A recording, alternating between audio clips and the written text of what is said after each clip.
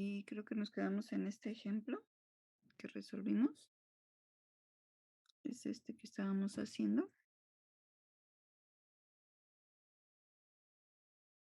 Si fue este el que resolvimos de último. Sí, profesora. Ok. Entonces, bueno, creo que sí llegamos al final, ¿no? Resolvimos todo.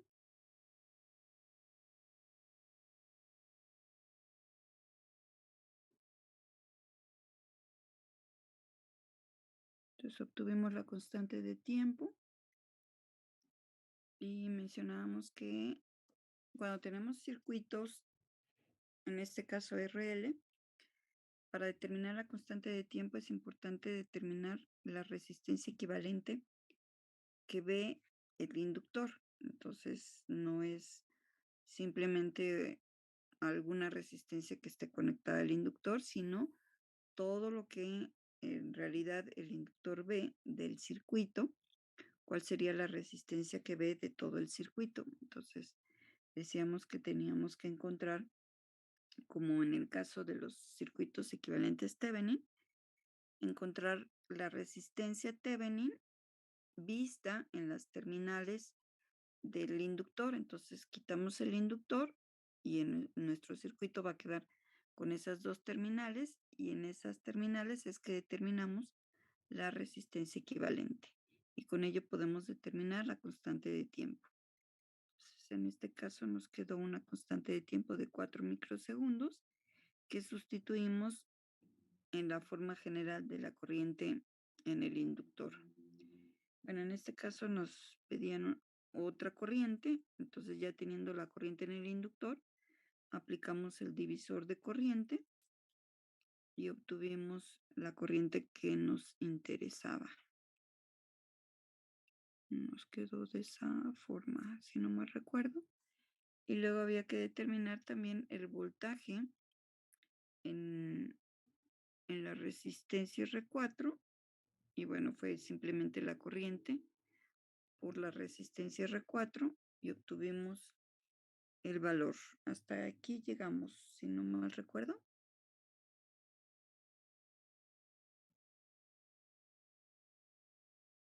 Sí, profesora.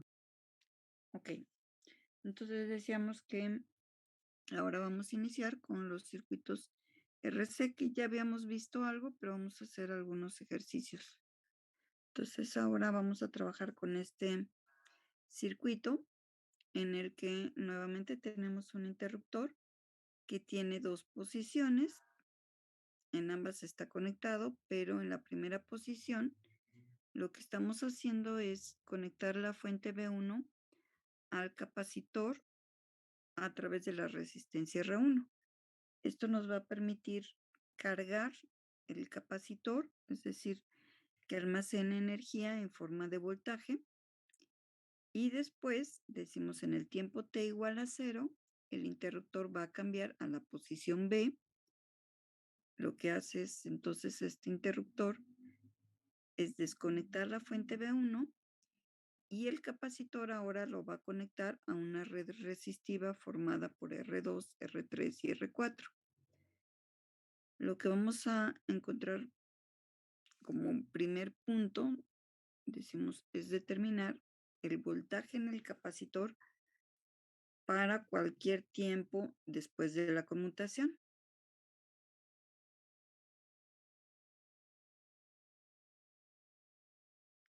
Entonces, bueno, me indican si estamos listos para iniciar el análisis.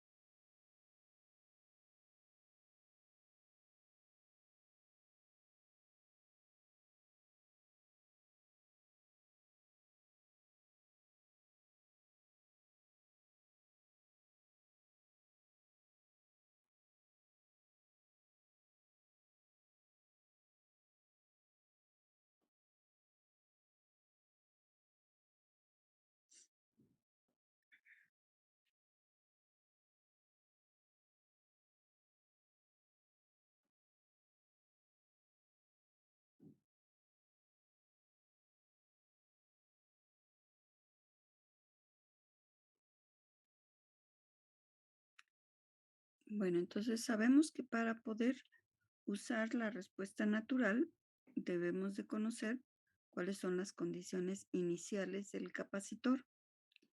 Para conocer las condiciones iniciales, lo que necesitamos es conocer en qué estado quedó justo antes de la conmutación. Entonces vamos a analizar, como se menciona aquí, suponiendo que el interruptor ya ha estado mucho tiempo conectado en la posición A, de manera entonces que ya se estabilizó el circuito. Dijimos que en esos casos, cuando el capacitor ha estado conectado por mucho tiempo a una fuente que es constante y sabemos que la relación de la corriente en el capacitor con respecto al voltaje es la capacitancia por la derivada del voltaje en el capacitor con respecto al tiempo. Entonces, pues como las señales son constantes, la derivada del voltaje en el capacitor va a ser cero y por lo tanto tendremos una corriente cero. Eso nos llevaría a que el capacitor se comporte como un circuito abierto. Entonces, justo antes de la conmutación, vamos a considerar que el capacitor está comportándose como un circuito abierto. Entonces, esto es lo que mencionamos. Después de haber estado el interruptor en la posición A por mucho tiempo, el capacitor se ha cargado de manera que, como ya no puede acumular más carga en las placas, decimos ya no circula corriente, la corriente es cero. Entonces el capacitor se comporta como un cortocircuito y tendremos este diagrama.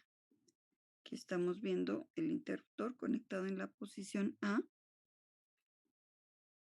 y que como ya no hay corriente aquí, la corriente en el capacitor es cero, pues se está comportando como un circuito abierto. Si la corriente ahí es cero, pues también lo es a través de la resistencia R1, que es la misma corriente. Cuando nosotros hemos hecho la conexión de este circuito de manera inicial, se establece una corriente a través de la fuente B1, pasa por la resistencia R1 y también pasa por el voltaje, perdón, por el capacitor, pero decimos después de un tiempo, el capacitor ya acumuló las cargas en sus placas, ya no permite el paso de corriente y esa corriente total de todo el circuito en realidad se hace cero. Entonces, esta corriente que tenemos que originalmente pues tuvo que haber sido de algún valor, después de mucho tiempo se hace cero. Entonces, toda la corriente en el circuito se hace cero. Por lo tanto, en el resistor también vamos a tener un voltaje cero justo antes de la conmutación.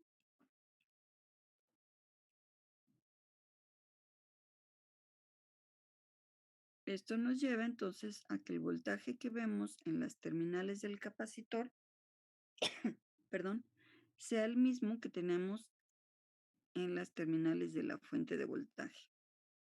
Entonces, el voltaje en el capacitor es igual al voltaje de la fuente, que en este caso son 100 volts. Entonces, eso es lo que vamos a tomar como el voltaje en el capacitor justo antes. Y volvemos a nuestra relación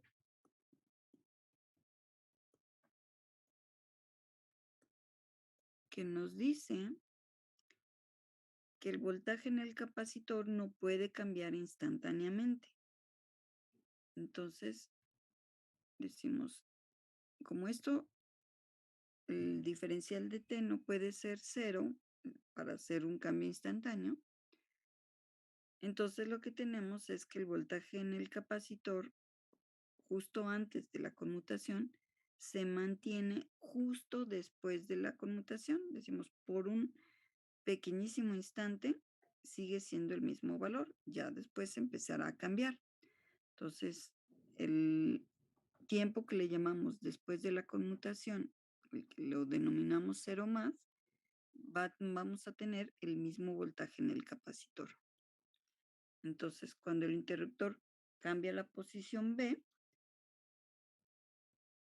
el circuito, decimos, cambia a que ahora el capacitor se conecta con una red resistiva y entonces nos queda de esta forma. Como tenemos una red resistiva, podemos reducirla a una sola resistencia. Si nosotros vemos el circuito original, decimos todo esto, como lo que nos interesa es simplemente ver qué tenemos para el voltaje y vamos a aplicar la relación del voltaje en el capacitor, como va disminuyendo de manera exponencial. Lo que necesitamos es determinar cuál es la resistencia que se le conecta al capacitor, es decir, cuál es la resistencia equivalente que vemos entre este punto y este, que va a ser la resistencia que ve el capacitor, a través de la cual estaría descargándose. Entonces ve una resistencia total, que le llamamos resistencia equivalente. Entonces, bueno, del diagrama, esa resistencia equivalente, pues nos queda como R2 más el paralelo de R3 con R4. Entonces, dándole los valores, nos queda una resistencia equivalente de 80 kiloohms.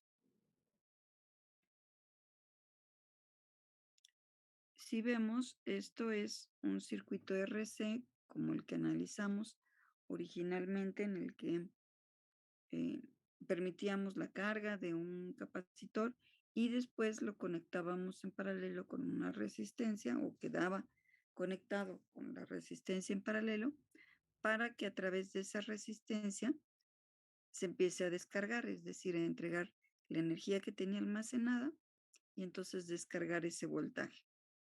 Entonces, en este caso, pues vamos a aplicar la constante de tiempo, que ya sabemos que va a ser el producto de la resistencia, en este caso equivalente, por la capacitancia.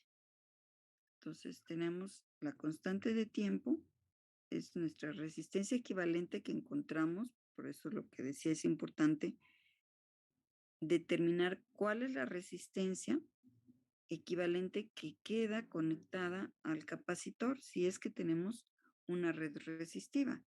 Si nosotros tuviéramos originalmente simplemente una resistencia, pues ese valor usamos, pero en este caso es una red resistiva. Entonces hay que encontrar el equivalente a esa red, lo que queda justo conectado al capacitor. Entonces ya sustituimos los valores, tenemos los 80 kiloohms de la resistencia equivalente y el valor de la capacitancia.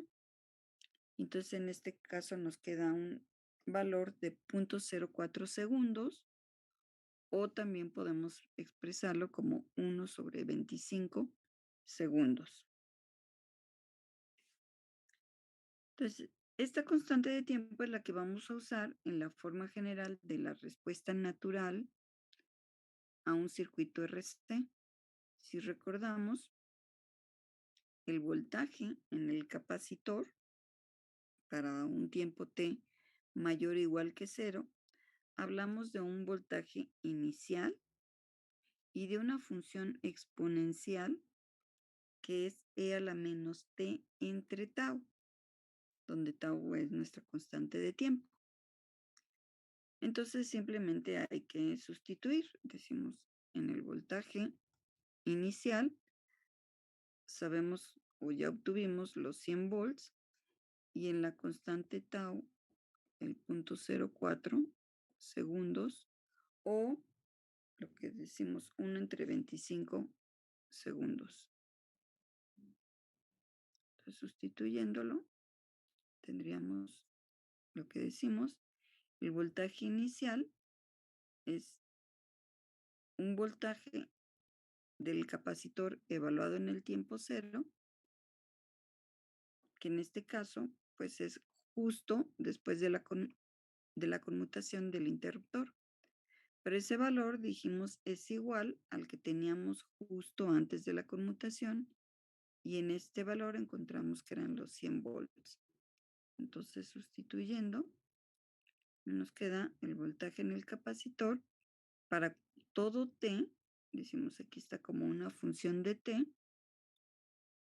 es 100 por la exponencial de e a la menos 25t.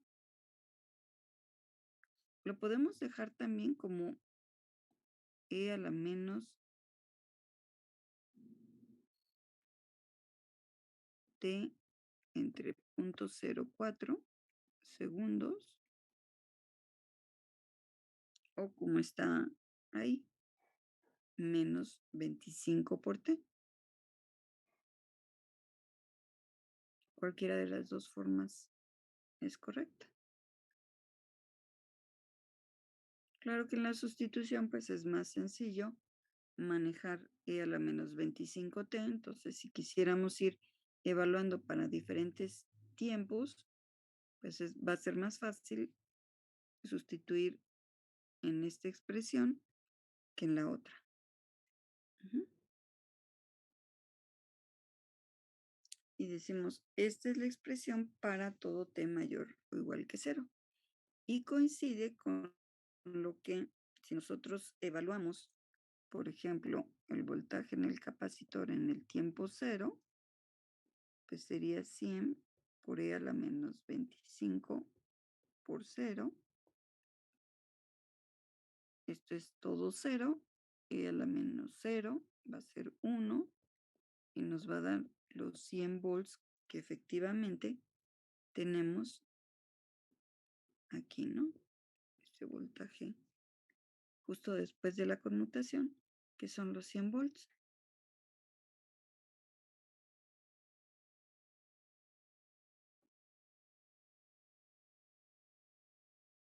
Bien, el segundo inciso es determinar el voltaje de salida para todo t mayor o igual que cero, donde el voltaje de salida se indicó en la resistencia R3. Decimos, está aquí con la polaridad más menos, este voltaje de salida, en la resistencia R3.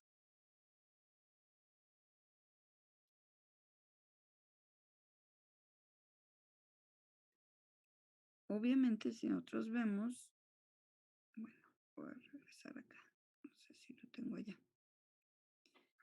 Aquí lo que vemos es que tendríamos el interruptor conectado en esta posición. Aquí tendríamos ya un voltaje BC de T, porque ya vimos que va a ir decayendo. Entonces vemos que el voltaje de salida es el voltaje en R3, pero R3 también está conectado en paralelo con R4. Entonces, si queremos determinar el voltaje B0, lo podemos hacer por distintos métodos. Uno sería encontrar la resistencia en paralelo de estas dos y después aplicar un divisor de voltaje. El divisor de voltaje en este caso no afecta el que hayamos obtenido el paralelo, porque finalmente el voltaje va a ser el mismo, estén en estas resistencias así por separado o en una resistencia equivalente. Finalmente tenemos toda la carga entre este punto y este. Entonces aplicamos un divisor de voltaje entre R2 y esa resistencia equivalente. Otra forma sería encontrar la resistencia equivalente, sumarla con R2 y determinar la corriente total que tenemos. Y después de que determinamos la corriente total, pues encontrar la corriente que pasa por esta resistencia y después calcular el voltaje de salida, pues simplemente multiplicando esa corriente por la resistencia. Digamos que es un método un poquito más largo, pero a final de cuentas es otra forma de determinarlo y también se podría hacer de esa forma. Entonces, bueno, vamos a resolverlo.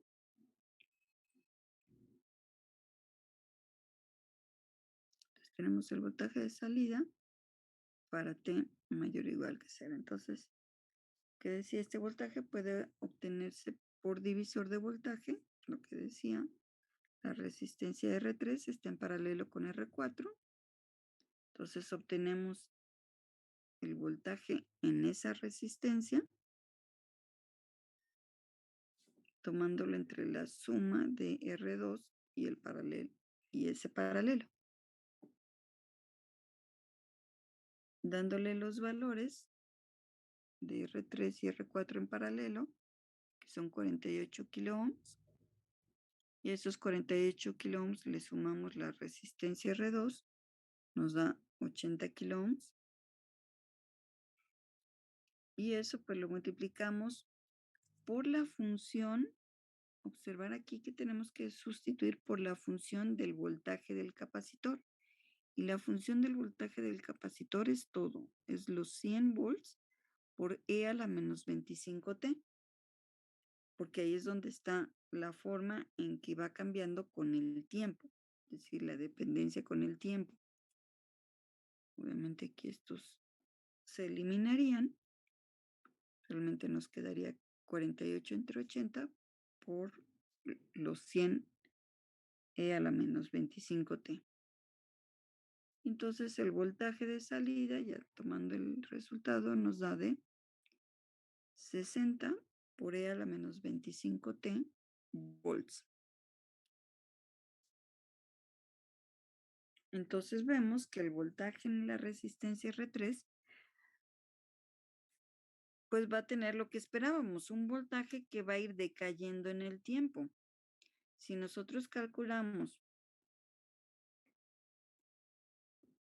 hacia el infinito, el voltaje de salida, pues va a ser 60 por E a la menos 25, pero multiplicado por infinito.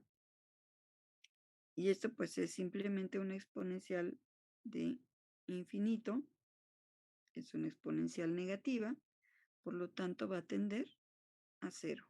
Y entonces todo esto va a tender a cero,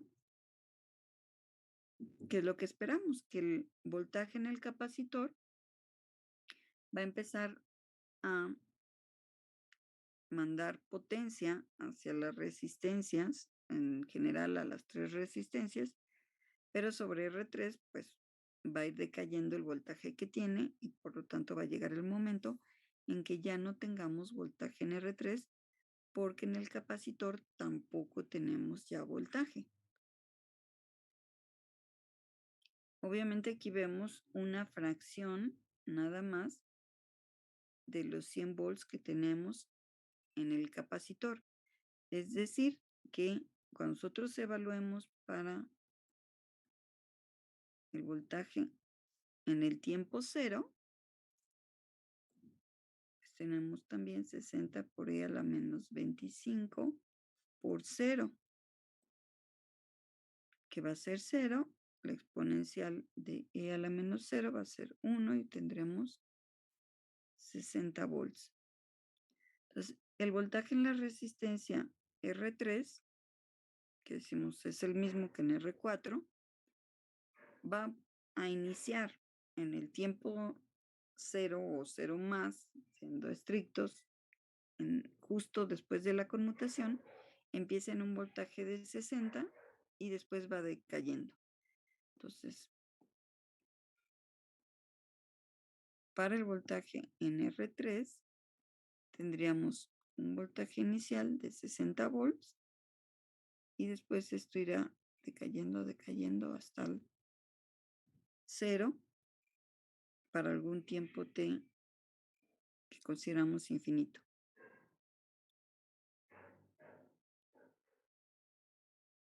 Bien, bueno,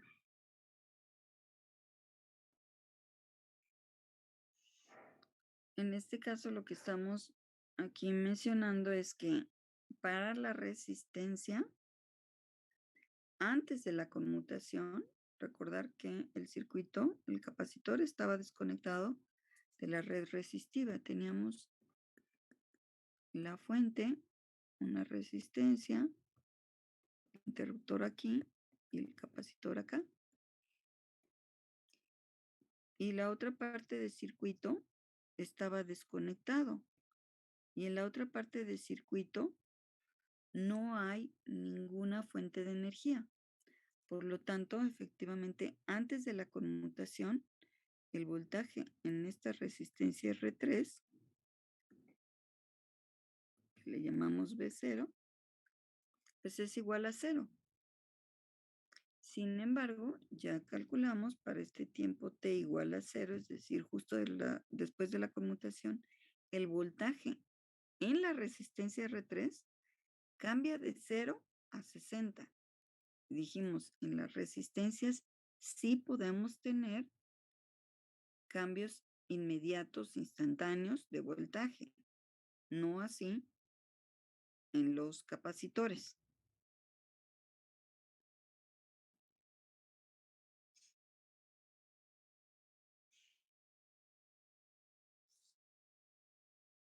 Bien.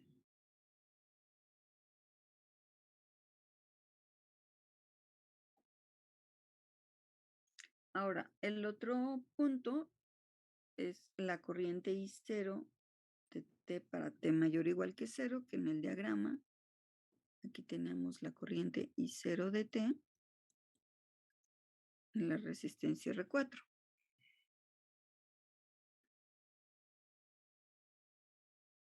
Que bueno, ya sería muy sencillo porque tenemos el voltaje V0 y V0 también está en la resistencia R4. El voltaje V0 es desde este punto a este y es el mismo voltaje que tenemos en R4. Si queremos la corriente a través de R4, pues no es más que dividir ese voltaje entre la resistencia R4.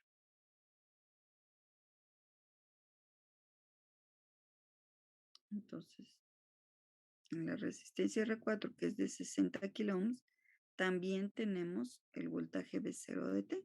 Entonces vamos a usar esa misma expresión del voltaje para determinar la corriente. La corriente I0 es el voltaje V0, pero ahora dividido entre R4. Entonces, la expresión aquí importante que seguimos manteniendo, que es una función del tiempo. Entonces, el voltaje de salida como función del tiempo nos dio que era 60 por E a la menos 25 T volts. Y eso es lo que dividimos entre los 60 kiloohms de la resistencia R4. Después, al hacer la división, nos queda simplemente esto y esto se van a eliminar. Estos kiloohms realmente lo que nos va a dar son miliamperes, porque son volts entre kiloohms, nos da miliamperes, y lo que permanece es la función exponencial e a la menos 25t. Y esto pues se cumple para t mayor o igual que 0. Volveríamos ahora al caso que mencioné anteriormente. La corriente I0 en el tiempo 0 sería igual a I a la menos 25 por 0 miliamperes. Y tenemos en este caso que sería 1. Tendríamos E a la menos 0, que nos daría 1, y esto nos da 1 miliamper. Esto podemos decir que es la corriente justo después de la conmutación, pero la corriente I0 antes de la conmutación es 0. Entonces volvemos a que en las resistencias los cambios pueden ser instantáneos, tanto en voltaje como en corriente. No hay ningún problema. Antes de la conmutación, como no había ningún tipo de señal en la red resistiva, estaba desconectada, la corriente en esa resistencia R4 era cero. Sin embargo, cuando hacemos la conmutación, inmediatamente se establece una corriente inicial que en este caso nos da de 1 miliamper.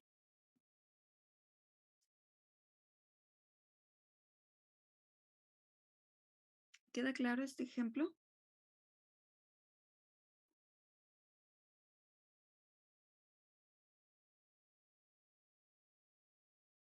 Sí, pero por claro.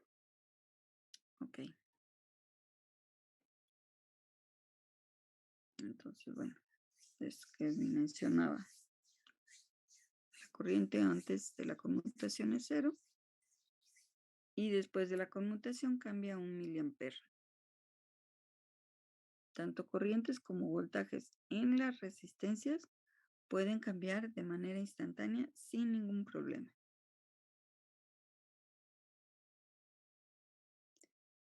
Finalmente, vamos a determinar la energía total disipada en esa resistencia de 60 kiloohms. Para ello, recordar que la energía total, pues requerimos también determinar la corriente. En este caso lo podemos calcular la potencia, ya sea por corriente o por voltaje. Pero en este caso, pues ya tenemos la corriente a través de la resistencia R4. Observar que estamos hablando de una función, ya no de un valor. Entonces, hablamos de una función de t, la corriente a través de R4, que la corriente I0 es una función del tiempo, que nos quedó como E a la menos 25t miliamperes. Y eso es lo que elevamos al cuadrado. Entonces, toda la expresión de la función es la que vamos a elevar al cuadrado y la vamos a multiplicar por la resistencia. Entonces, en este caso, lo que nos va a quedar, pues como es E a la menos 25t, cuando elevemos al cuadrado, pues simplemente es multiplicar el argumento de la exponencial por 2, de aquí que nos quede menos 50t. Estos 60, bueno, pues es lo que multiplica aquí.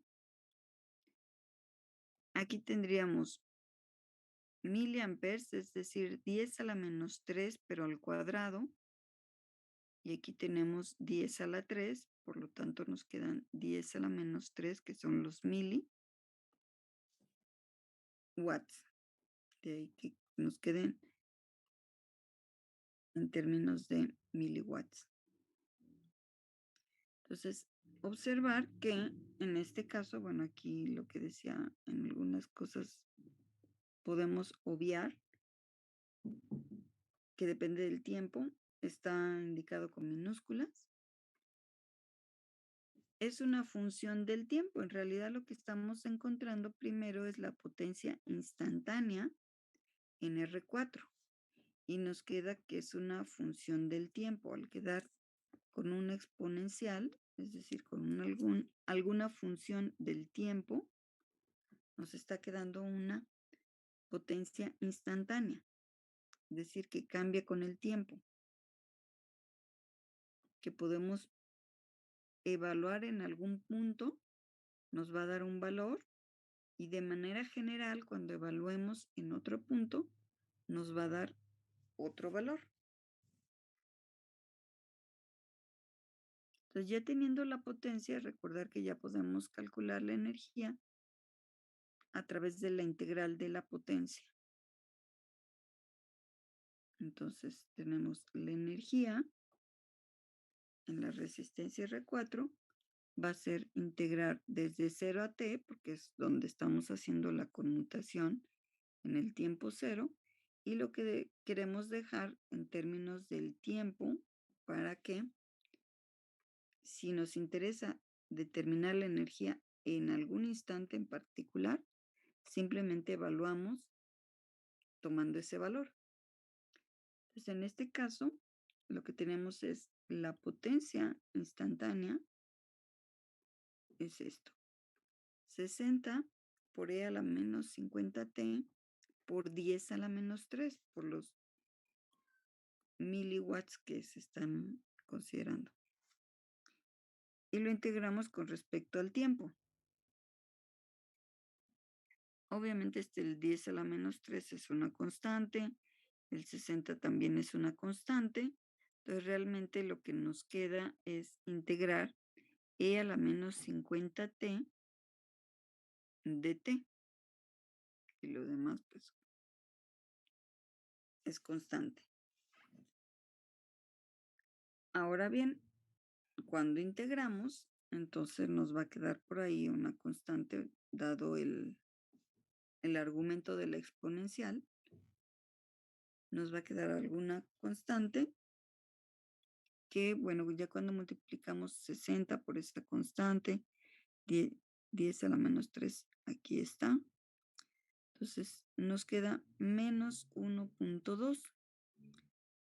De la integral, pues nos queda también e a la menos 50t y evaluamos de 0 a t para que entonces nos quede la función con esto, que no le estamos dando algún valor en particular. Con eso lo que podemos hacer es dejarlo como una función del tiempo, la energía, y que ésta pueda ser evaluada en algún instante que nos interese. Entonces, en este caso nos queda la energía en R4 va a ser menos 1.2 e a la menos 50t más 1.2 milijoules. Esto es por lo que estamos aquí evaluando en cero. Observar que cuando evaluamos aquí en cero, toda la exponencial se nos hace 1 y tenemos menos 1.2.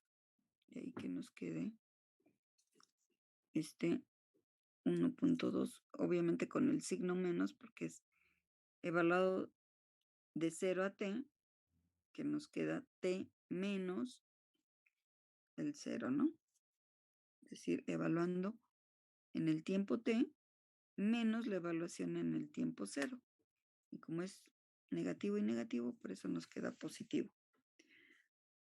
Observar en este caso también que si nosotros evaluáramos la frecuencia, la energía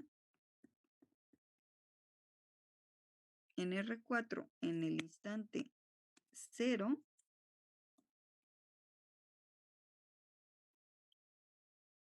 pues tenemos que este término sería menos 50 por 0, sería e a la menos 0, que nos va a dar un 1, nos va a quedar menos 1.2 joules más 1.2, bueno, obviamente millijoules, perdón, por ahí, este millijoules está multiplicando todo.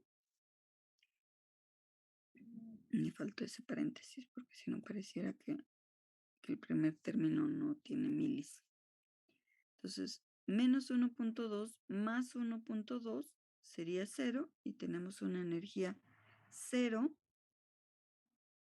en el instante 0 en la resistencia R4. Esto es perfectamente congruente porque decimos antes de la conmutación no se ha aplicado nada, entonces no hay energía en la resistencia R4. No son elementos que almacenen energía, no tiene energía en el resistor. Cuando se hace la conmutación, justo en el tiempo 0, o a lo más en el tiempo 0 más, que es prácticamente nada después del 0, pues todavía no se le ha transferido energía al resistor. Ya cuando evaluamos en tiempos más adelante, entonces sí, podríamos tener alguna energía que le ha sido transferida. Pero de lo contrario, pues decimos, tenemos cero energía justo en el tiempo en que se hace la conmutación.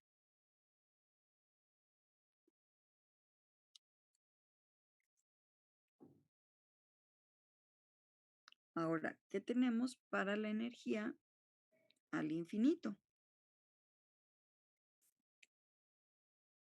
Cuando nosotros sustituyamos aquí el tiempo por infinito, la exponencial se va a hacer cero y todo este término, pues entonces se hace cero y nos queda simplemente el que teníamos aquí de 1.2 y nos da 1.2 milijoules.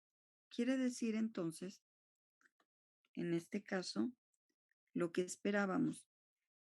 Hay una energía acumulada en el capacitor, pero esa energía, cuando hacemos la conmutación y ya no hay más energía más que la que está acumulada en el capacitor, pues va a empezar a entregar esa energía y en algún momento dado se va a agotar. A cada elemento de la red resistiva que conectamos al capacitor, se le va a proporcionar alguna cantidad de energía y esa energía es finita, es decir, solamente puede haber alguna cantidad que se entregue desde que se hace el cambio del interruptor y que se deja eso a infinito. Obviamente va a haber algún momento en que ya consideraremos que prácticamente la energía es cero y pues ya seguir dejando pasar el tiempo, pues ya nos va a dar lo mismo. Llegó al máximo que se transfirió y ya no se va a transferir más porque ya no hay energía en el capacitor. Ok. ¿Dudas con este ejemplo?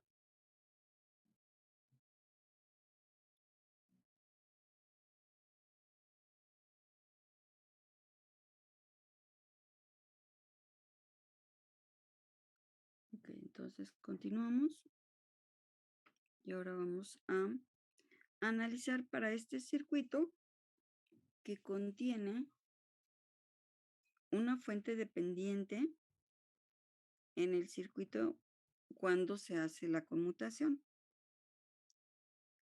Aquí vemos obviamente dos circuitos distintos, ¿no? Un primer circuito al que está conectado el capacitor originalmente. El interruptor está en la posición A, entonces está conectado con la fuente de corriente, con la resistencia R1 en paralelo. Son los tres elementos conectados en paralelo. Cuando se hace la conmutación del interruptor, ahora tenemos el circuito que está a la derecha, que es el que va a recibir la energía acumulada en el capacitor.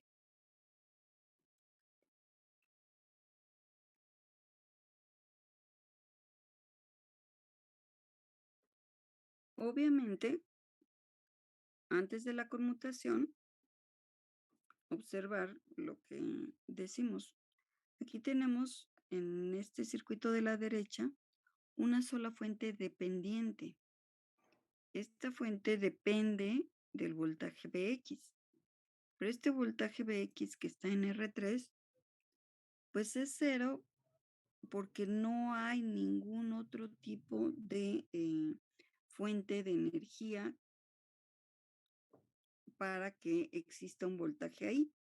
Entonces, la fuente dependiente, esta de aquí, va a tener una corriente siempre y cuando haya un voltaje Vx en R3, pero este voltaje Vx debe de depender de otra fuente.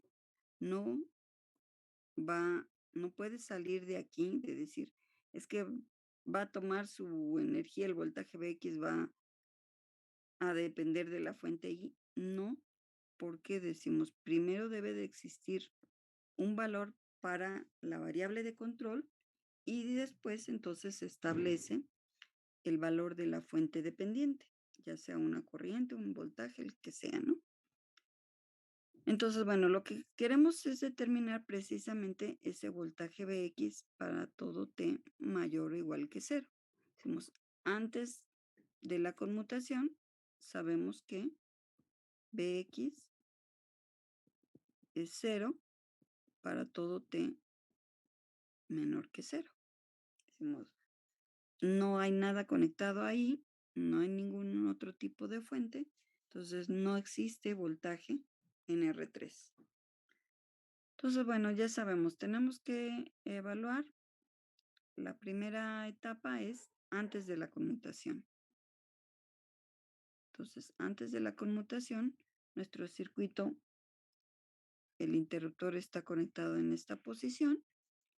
Sabemos, porque vemos que la fuente de corriente es constante y sabemos que como ha estado conectado mucho tiempo, el capacitor llega a un estado estable en el que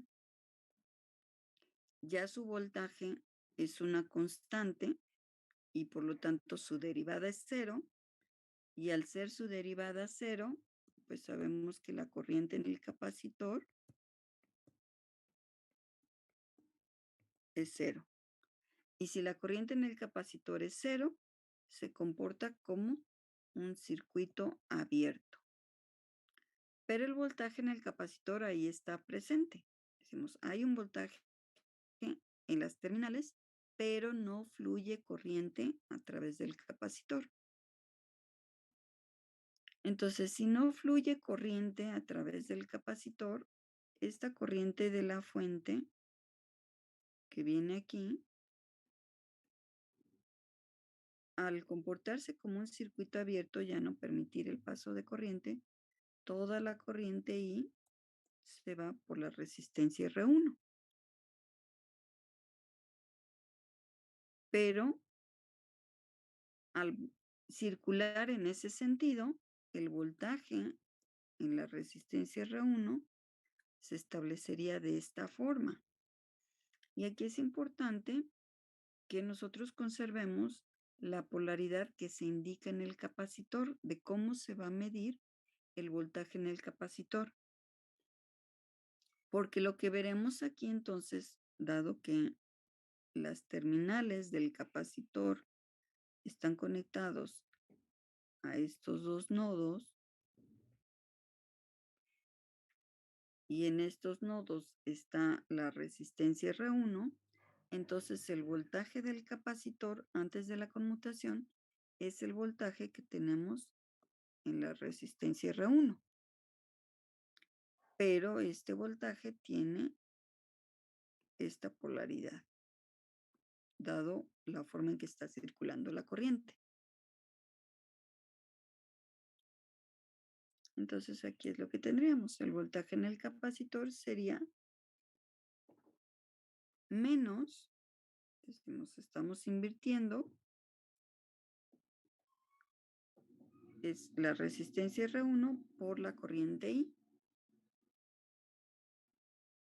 Lo estamos viendo desde el punto de vista que el voltaje en el capacitor tiene una polaridad contraria a R1. O también lo podríamos ver de la siguiente forma. Puedo decir, sí voy a manejar aquí la misma polaridad, menos, más. Pero eso me lleva a que, como la corriente está fluyendo de menos a más, cuando aplico ley de Ohm, recordar que si teníamos que en alguna resistencia tenemos una polaridad así y la corriente fluye de esta forma, entonces decíamos que el voltaje o la ley de Ohm es negativa y tenemos el producto de la resistencia por la corriente. Entonces, en este caso es algo igual. Tenemos la corriente de la fuente está fluyendo por R1, Si dejamos esta misma polaridad que estamos viendo en el capacitor, pues simplemente al aplicar ley de Ohm, tenemos que poner un signo negativo por la forma en que está fluyendo la corriente en función de la polaridad del voltaje. Entonces, es una ley de Ohm negativa, entonces es menos la resistencia R1 por la corriente I que atraviesa esa resistencia. Entonces, bueno, dándole los valores, son 3.6 kilo ohms y la corriente es 5 miliamperes. Obtenemos 18 volts, pero decimos negativos.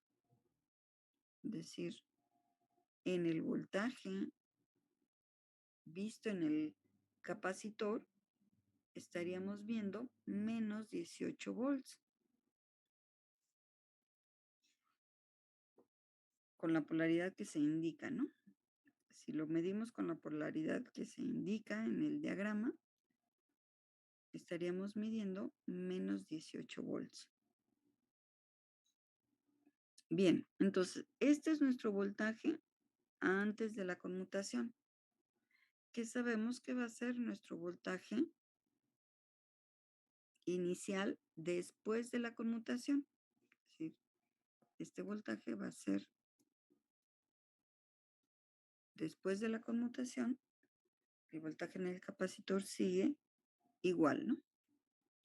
Decimos por un pequeño instante. Entonces, si ahora nosotros cambiamos el interruptor a la posición B,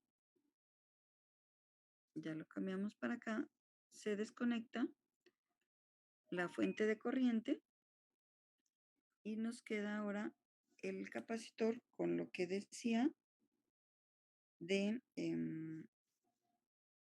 tener el capacitor conectado a una red ya no solamente resistiva, sino una red que tiene también una fuente de corriente dependiente de un voltaje.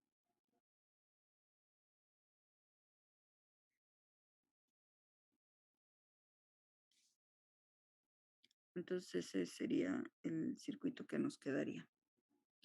Bien, ya sabemos cuál sería el voltaje inicial. Sabemos que si queremos determinar el voltaje Vx, para determinar el voltaje Vx, como en este circuito tenemos una fuente que depende de Vx, entonces tendremos que saber cuánto es Vx para saber qué corriente tenemos acá. Pero este voltaje Vx, ahora sí hay otra fuente que nos entregue energía, que sería el capacitor. Entonces, para poder determinar este Vx, decíamos anteriormente que podemos ver, por ejemplo, el capacitor como si se tratara de una fuente de voltaje. Voy a ponerlo ahorita así. Asuman que sustituimos este capacitor por una fuente que obviamente tiene el valor del voltaje en el capacitor como una función del tiempo para todo t mayor o igual que cero. Es decir, se va a comportar como una fuente. Claro que esa fuente va a decaer porque ya sabemos que este voltaje, de manera general, es un voltaje inicial del capacitor por una función exponencial de t entre tau volts, ¿no? Donde esa tau sabemos que es el producto de una resistencia por una capacitancia. La capacitancia, pues obviamente es la que nosotros tenemos aquí. La resistencia es la que veremos en las terminales del capacitor, que decimos puede ser llamarle resistencia Thevenin, como ya hemos hecho anteriormente, o simplemente una resistencia equivalente, cualquiera de las dos formas, pero a final de cuentas la vamos a obtener pues como si se tratara de una resistencia Thevenin. Entonces, para determinar este voltaje Vx, primero debemos de conocer cuánto es el voltaje en el capacitor. Entonces, aquí vamos a necesitar determinar el voltaje en el capacitor para todo T mayor o igual que cero. Entonces, primero tendremos que hacer eso. El voltaje inicial ya lo tenemos. Ahora necesitamos determinar la constante de tiempo. La constante de tiempo es este capacitor multiplicado por la resistencia que vemos en las terminales del capacitor. O dicho coloquialmente, la resistencia que ve el capacitor, ¿no? Entre sus terminales. ¿Qué resistencia ve de todo este circuito?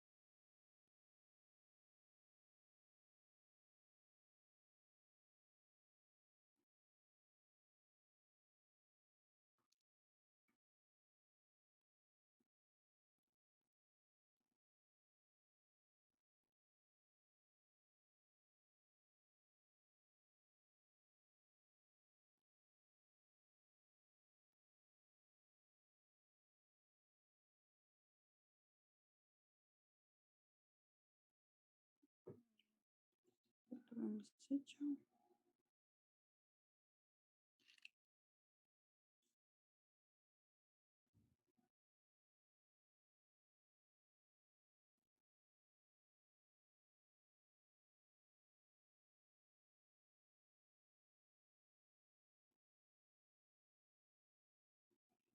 Aquí, ¿no? Ya hicimos esta parte. Ok. Esto ya lo hicimos, ¿no? No, este es en donde estamos. Ok. Entonces ya determinamos el voltaje en el capacitor.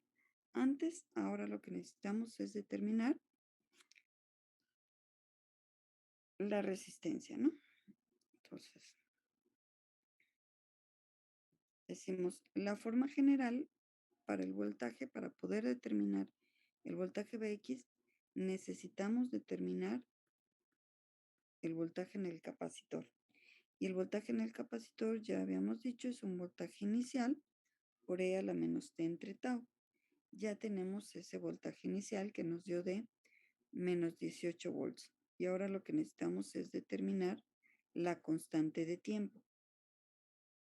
Entonces, para determinar la resistencia que ve el capacitor en sus terminales, lo que vamos a hacer es quitar ese capacitor y ver la resistencia. Recordar, si nosotros quitamos esto y vemos la resistencia que tenemos en estos dos puntos, no podríamos obtenerla porque tenemos una fuente dependiente, no es una red puramente resistiva. Y volveríamos al problema que teníamos antes de la conmutación. Aquí este voltaje Vx va a ser cero mientras no haya otro tipo de fuente que le alimente, porque esta de acá pues depende de ese valor. Entonces, no va a funcionar hasta que haya una energía que nos establezca este voltaje Vx. Entonces nos queda un circuito como lo que habíamos visto cuando vimos los equivalentes Thevenin, en el que como no hay fuentes, lo que necesitamos es aplicar una fuente de prueba y determinar la resistencia. Recuerden que la resistencia Thevenin la veíamos, por ejemplo, con la relación de un voltaje de prueba si aplicamos una fuente de voltaje y obteníamos una respuesta que es una corriente. Determinamos la corriente que se establece en el circuito y con ello podemos determinar la resistencia Thevenin o aplicar una fuente de corriente de prueba y determinar el voltaje que se establece en sus terminales. Decimos, puede ser cualquiera de las dos cosas. La fuente de prueba puede ser de voltaje o puede ser de corriente. En este caso, pues vamos a aplicar una fuente de voltaje. Entonces, quitamos el capacitor y en su lugar colocamos esa fuente de prueba para poder determinar cuál es la resistencia que se ve en las terminales de esa fuente de prueba. Para ello decimos lo que tendremos que determinar es una corriente de prueba que se establece según lo que le demande el circuito a esta fuente de prueba de voltaje.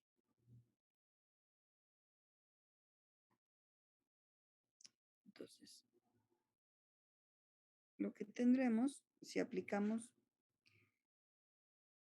ley de corrientes de Kirchhoff, decía aquí tenemos una corriente I de T, que es la que suponemos que va a empezar a entregar la fuente de prueba. Estamos aplicando ley de corrientes de Kirchhoff en este nodo. Entonces, la corriente de prueba está entrando, es negativa. La corriente de la fuente dependiente también está entrando, también la consideramos negativa. Y vamos a suponer que la corriente a través de R2 está saliendo. Estamos entonces, obviamente, suponiendo que, por ejemplo, aquí esto lo estamos tomando como una referencia. El voltaje en este nodo, pues como es respecto de la Tierra, es el voltaje de la fuente de prueba. El otro extremo de R2 está el voltaje Bx, porque aquí tenemos el voltaje Bx en R3 y R3 está conectado entre este punto y la referencia. Entonces, la diferencia de voltajes en R2 es el voltaje de prueba menos el voltaje X. Y lo dividimos entre R2 y ya tenemos esa corriente que circula por R2. Y son todas las corrientes en este nodo.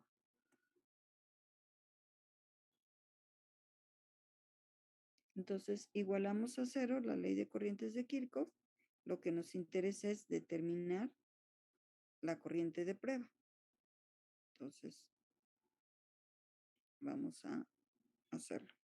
Ahora bien, la corriente I está en términos del voltaje Bx.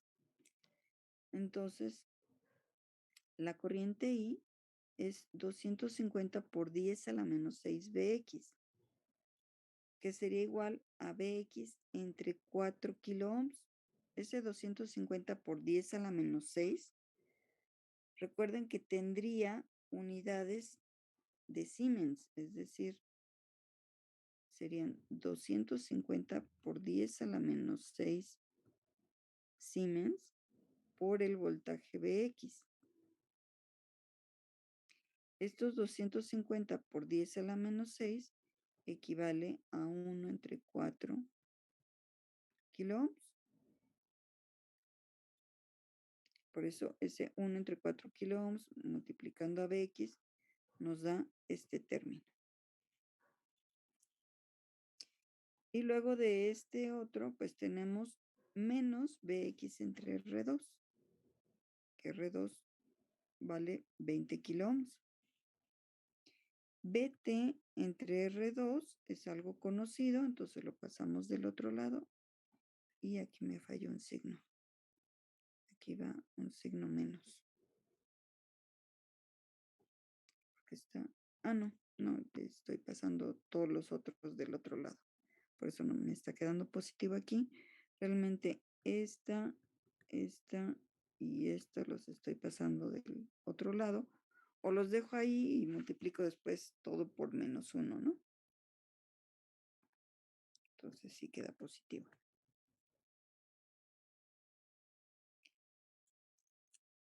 Entonces ya con esto podríamos agrupar. Decimos Bx, ya tenemos esto en Bx. El voltaje de prueba, pues es conocido. Y ya solamente dejamos en términos de Bx de la siguiente manera.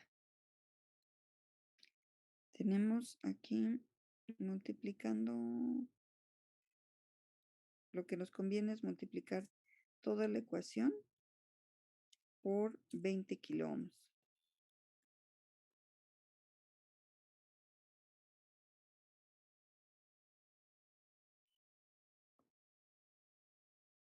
Si multiplicamos todo por 20 kiloohms, nos queda 20 kiloohms por la corriente IT, 5 por Bx más Bx y todo igual al voltaje de prueba, para no llevarnos esas fracciones. Entonces, bueno, ya agrupando, tenemos 20 kiloohms, la corriente IT, igual al voltaje BT, menos 6Bx.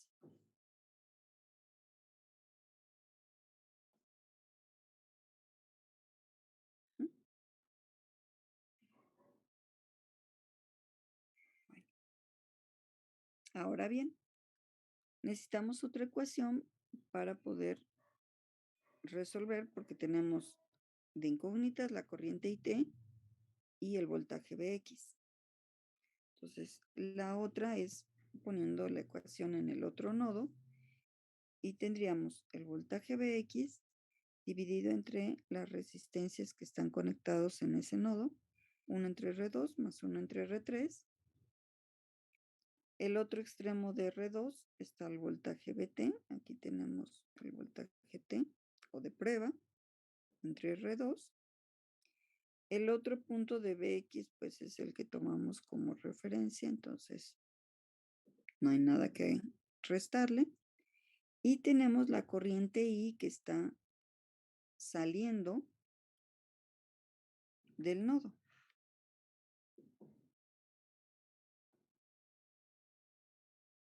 Vamos a sustituir los valores y sustituir el valor de I nuevamente.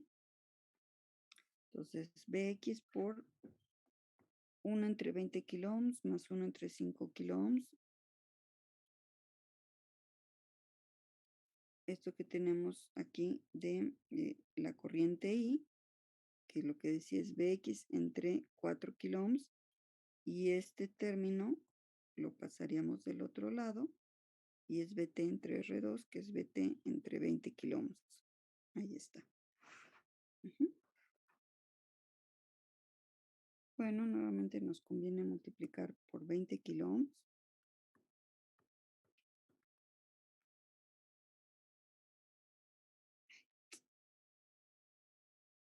Ahí tendríamos Bx, que multiplica 1 más 4, más Bx, estaría multiplicándose por 5 al multiplicar por 20 kiloohms. Y del otro lado simplemente nos queda BT. Y ya tenemos aquí todo en términos de Bx. Nos va a quedar Bx es el voltaje de prueba entre 10. En este caso, pues ya prácticamente se resolvió con esa ecuación, el voltaje Bx, y ya nada más es sustituir en la primera ecuación que teníamos aparte de la corriente I de prueba, el voltaje Bx como incógnitas. Entonces, lo vamos a sustituir. Teníamos 20 kiloohms por la corriente IT más el voltaje de prueba, perdón, igual al voltaje de prueba, menos 6 por el voltaje Bx. Y el voltaje Bx estamos sustituyéndolo aquí, que es el voltaje de prueba entre 10.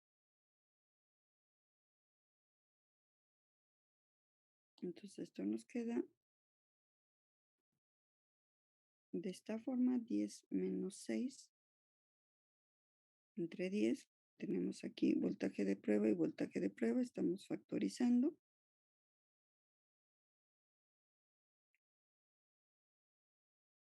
Y entonces de aquí ya podríamos obtener la relación del voltaje de prueba y la corriente de prueba.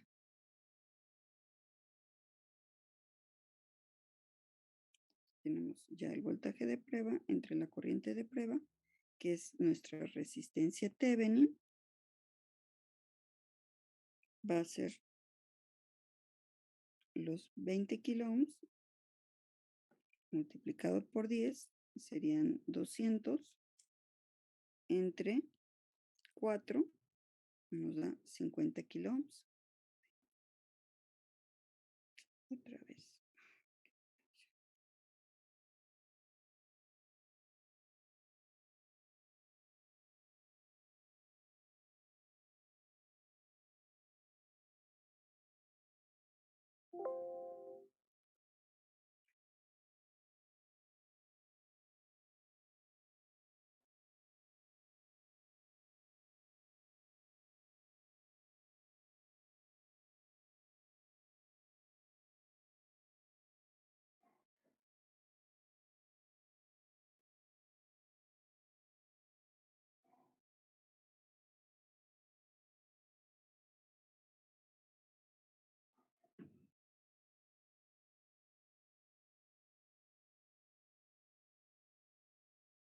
Ahí está.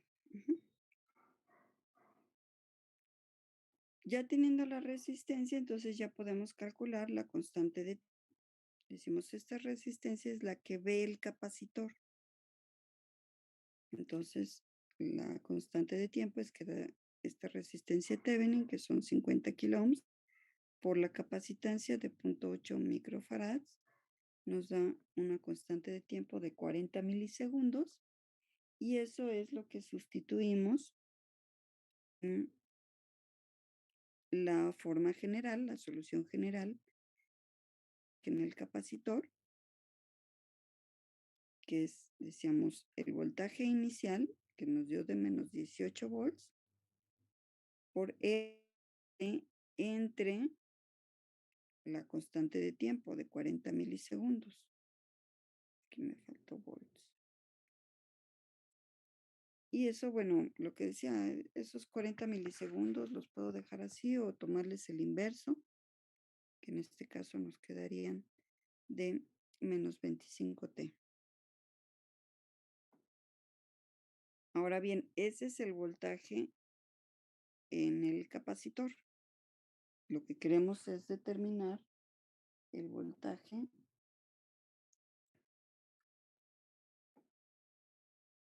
en el voltaje Bx, ¿no? Bueno, se queda como ejercicio que determinen el voltaje B y lo resolvemos el lunes en la clase, verificamos cómo les quedó.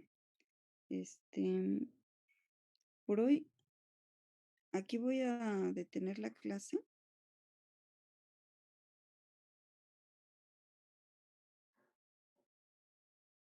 Verlo de la... Profesora, perdón, ¿sí? perdón que le interrumpa. ¿Cuál dijo que tenemos que encontrar? Es que se cortó mi audio. El voltaje Bx al inicio, a ver, déjenme volverlo a poner.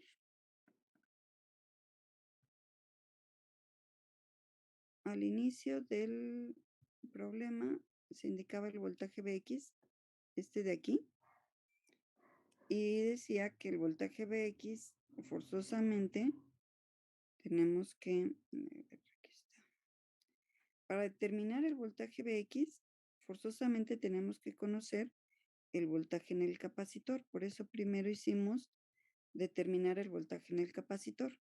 Ahora hay que encontrar el voltaje en la resistencia R3, que es el voltaje Vx, es lo que originalmente tenemos. Es encontrar Vx.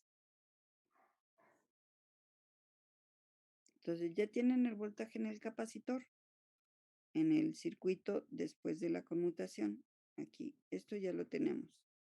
Ahora nada más determinen cuánto es el voltaje Vx en este circuito, así tal como está,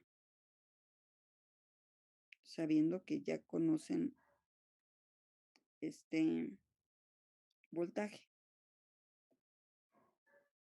Ok, vale, Sí, gracias. ok. Entonces, bueno, como habíamos hecho el cambio que les dije, el viernes vamos a tener el examen y para tener un poquito más de tiempo, entonces el día de hoy tenemos nada más hora y media y el viernes tenemos las 2 horas. Y porque en lo que nos queda de tiempo, quiero que veamos lo de la práctica. Es que antes de, no sé que se me vaya a apagar esto, permítanme un segundo.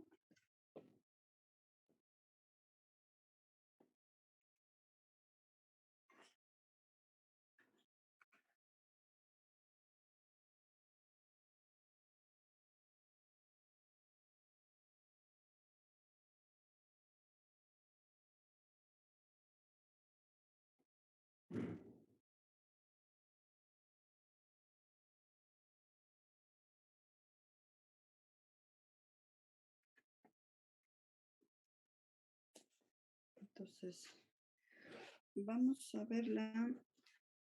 Vamos a hacer el día martes, que es nuestra última práctica.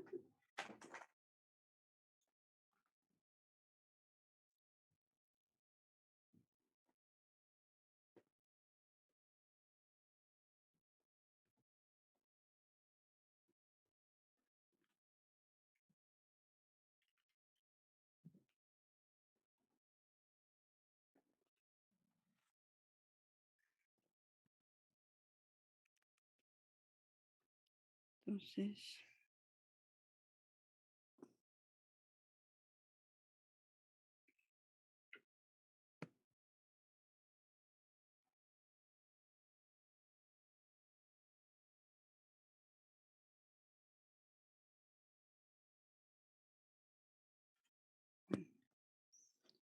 el circuito que vamos a trabajar va a ser el siguiente.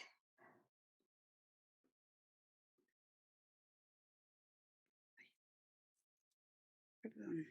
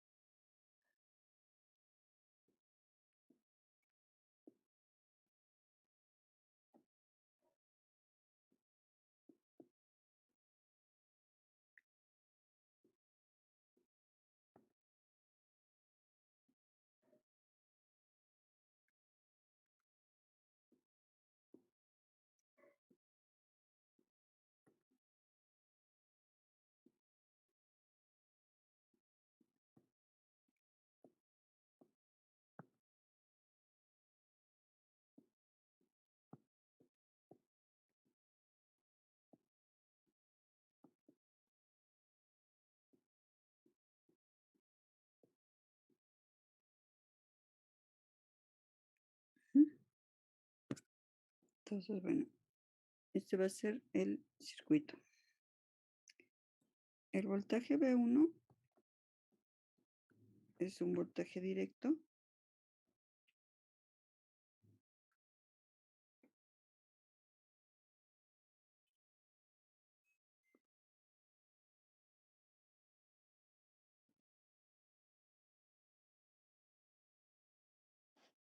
de 10 volts. Ujú.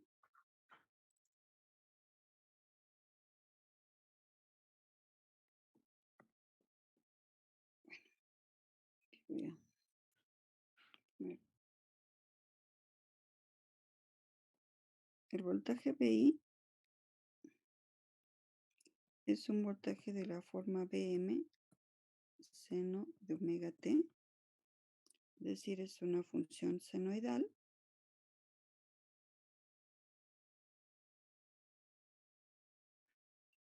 donde Bm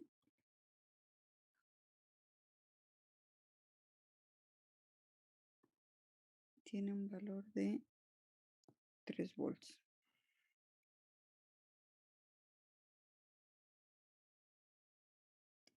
La frecuencia omega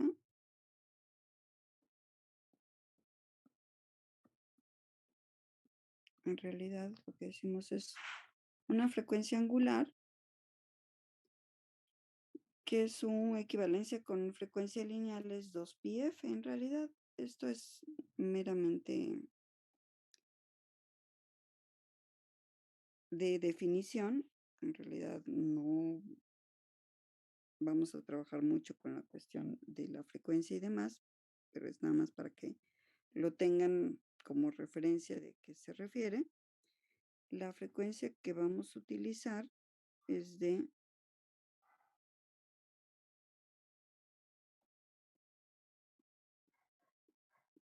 500 Hz.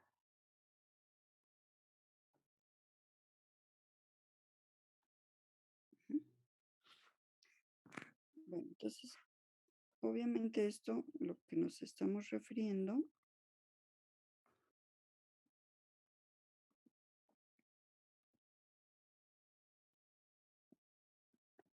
para el voltaje BI, si lo vemos con respecto al tiempo, pues es una función senoidal donde el voltaje máximo, que corresponde también al voltaje mínimo, es decir, el voltaje de pico o de cresta y el voltaje de valle, es precisamente ese valor. La función senoidal es simétrica respecto del cero, tiene un voltaje máximo o voltaje pico, Bm. Entonces, en el generador lo que vamos a hacer es seleccionar una señal que tenga como voltaje pico de una señal senoidal un valor de 3 volts. Entonces, el generador nos va a dar una señal que está cambiando en el tiempo con una función senoidal y que nosotros podemos seleccionarle cuánto es el valor máximo. Entonces, ese valor máximo, pues es los 3 volts. Los generadores, la frecuencia la expresan en frecuencia lineal, aunque realmente la frecuencia es de esta forma, seno de omega t. En realidad, en los generadores lo que nosotros podemos ajustar es una frecuencia lineal. Entonces, esa frecuencia lineal es de 500 Hz. Entonces, van a seleccionar para su señal una frecuencia de 500 Hz. Eso lo vamos a ver en el laboratorio, los que aún no hayan trabajado con un generador, con un osciloscopio, lo vamos a revisar. Para ello ya les envié lo que les decía, unas guías rápidas para al menos conocer el panel frontal de los dos equipos y poder ubicar cada uno de los controles. y que esto sea, pues, más sencillo, ¿no? Que ya se vayan familiarizando con los equipos. Entonces, bueno, a final de cuentas, en lo que es el análisis, no cambia de manera importante el análisis. Si ustedes hacen su análisis, por ejemplo, manejando la variable BI, de decir, ahí hay un voltaje de entrada BI, así como aquí le denominan B1, hagan todo su análisis procurando manejar esas expresiones sin ponerle valores todavía. Hasta el final es cuando ya aplicamos los valores. Entonces, ¿qué vamos a hacer de análisis previo a hacer la práctica? En esta práctica vamos a volver a aplicar superposición experimental, como lo hicimos en alguna práctica anterior, porque lo que quiero que vean es las señales, que en este caso el voltaje de salida en R4. De entrada, cuando nosotros vemos este circuito, lo que nos queda claro y que lo vimos por el principio de superposición es que el voltaje de salida va a ser la suma de dos contribuciones de diferentes fuentes. Entonces, una va a ser debido a la señal alterna, es decir, esta señal que está cambiando en el tiempo, y otro va a ser debido al voltaje constante o voltaje de corriente directa. Entonces, van a resolver su circuito de determinar el voltaje de salida, que en general, pues es un voltaje que cambia en el tiempo porque están teniendo por lo menos una fuente que cambia en el tiempo. Entonces van a encontrar ese voltaje de salida total, obviamente con sus dos componentes, debida a una fuente y a otra. Obviamente que cuando nosotros quitamos la fuente alterna y nos queda una sola fuente de corriente directa, en realidad el voltaje que obtienen es directo. Por ello aquí, de manera general, le estoy manejando que ambas son dependientes del tiempo, porque no sé ustedes cuál vayan a considerar primero. B0' a cuál se debe, a BI o a B1, no lo sé. B0' por la otra fuente, entonces para algunos les quedará tal vez B0' que sí depende del tiempo y B0' bi'prima constante, y para otros a lo mejor les queda al revés, o sea, como lo quieran hacer, al final, pues el orden de los factores no altera el resultado. Vamos a hacer la suma de las dos y vamos a obtener la señal a la salida. Entonces, ustedes van a obtener dos señales, que es importante, lo que decía, esta, alguna de estas dos cambia en el tiempo y la otra es constante. Por lo tanto, no las pueden sumar directamente. No pueden decir, por ejemplo, decir que yo tengo una señal ahorita, lo voy a poner así, tal como las tenemos, suponiendo que fuera directamente la suma. Ustedes van a ver que no es directo por el circuito. Si tienen estas dos cosas, una es que cambian el tiempo y otra que es constante. Entonces, aquí no aplica de decir, pues es que son 13 volts o 13 seno de omega t. No, porque no se suma igual al estar cambiando en el tiempo. En algún instante, esta señal tiene cero y le sumamos 10 volts. En algún instante tiene algún otro valor y le sumamos 10 volts. En algún instante tiene los 3 volts máximo y le sumamos 10 volts. Y así nos vamos. Con cada instante iríamos sumando y por lo tanto el voltaje de salida de manera general, el total, cambia en el tiempo. Entonces, no se puede hacer la suma directa. Esto, pues, cuando encuentren su resultado general de, de la salida, déjenlo así expresado. Por una parte, la señal senoidal con algún valor, no sé, el que les dé, que les resulte. Y por otro lado, el voltaje constante, igual el que les dé, el que les resulte, y los dejan por separado, ¿sí? Obviamente, ya viéndolo, sumando estas dos, porque realmente lo que vamos a tener es dos señales. Decimos aquí tenemos una señal que es, no sé, ahorita voy a poner algún valor, no, ni siquiera valor, así, voy a poner, es una señal senoidal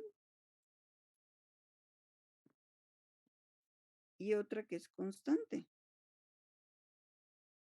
Y estas dos señales las suman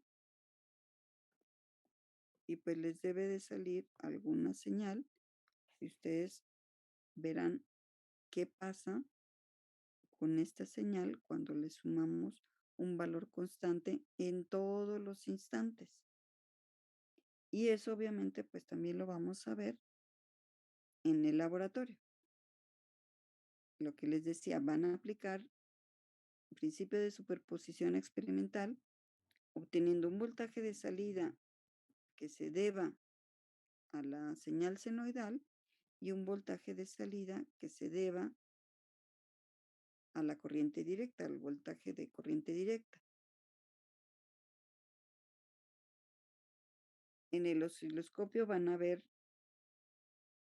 una salida debido a una fuente y la otra salida debido a la otra fuente, y luego las dos fuentes actuando al mismo tiempo y compararlo con lo que teóricamente les debe de dar. Entonces, teóricamente, hacen su suma de las señales que obtuvieron de salida, la senoidal y la directa, y cómo les queda el voltaje de salida total cuando suman estas dos señales, ya con los valores que les dé el circuito. ¿Sí me explico en esta parte teórica que tienen que hacer previo a la práctica?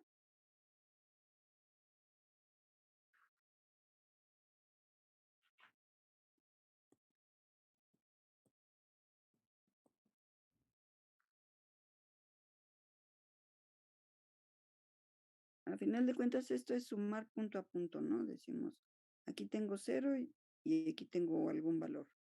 Aquí tengo el valor máximo y le sumo este valor. Aquí tengo otra vez cero y le sumo este valor. Y así nos vamos, o sea, instante por instante y vamos dibujando cuál es el voltaje de salida total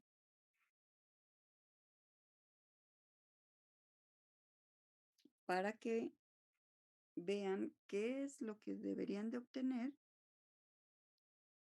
cuando apliquen las dos fuentes y cuando las aplican por separado, que tengan qué es lo que van a observar en el voltaje de salida en R4 con el osciloscopio.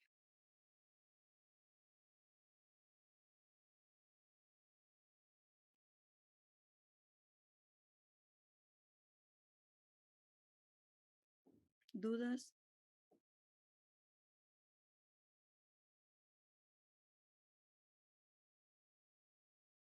No, profesor. ¿No?